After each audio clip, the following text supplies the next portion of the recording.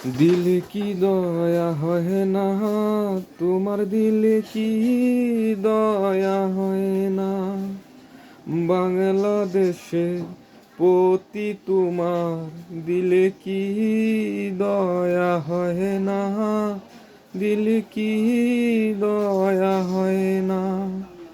যুক্তরাষ্ট্রের কাছে আমরা হেরে যাই, তবু তোমার দিলে কি দয়া হয় না। শালার জীবনে যা দেখি নাই তাই দেখতে হয়। বাংলাদেশ ক্রিকেট টিম যুক্তরাষ্ট্রের মতো একটা ক্রিকেট টিমের কাছে আমরা হেরে যাই, তবু এক ম্যাচ না, আমরা 2 ম্যাচ 3 ম্যাচের সিরিজ হেরে যাই। এদের দিয়ে আর যাই হোক ক্রিকেট খেলা হবে না। এদেরকে বলি তোমরা বাসায় এসে লুডো খেলো, লুডো, তোমাকে দিয়ে ক্রিকেট হবো না।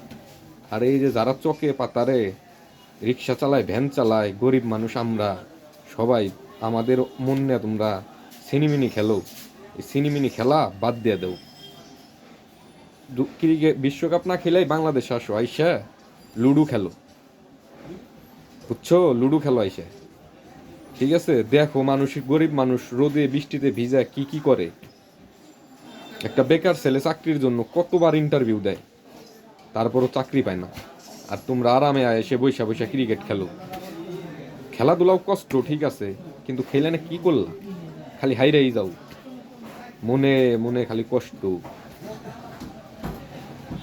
বাংলাদেশ যে ক্রিকেটের যে এই প্রতিষ্ঠান বিসিবি, এই বিসিবির কাছে 900 কোটি টাকা পড়ে রয়েছে। এগুলা দিয়ে আর ক্রিকেট খেলার দরকার নেই। 900 কোটি টাকা যারা গরিব অসহায় তাদের মাঝে বিলিয়ে দেন।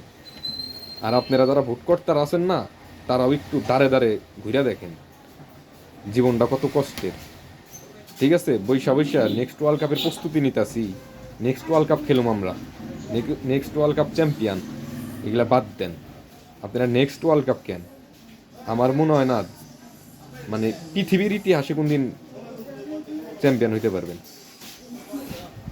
খেলা বাদ দিয়ে দেন, বাদ দিয়া গরিব মানুষের মতো একটু রাস্তায় রাস্তায় ঘুরে দেখেন কিরকম লাগে।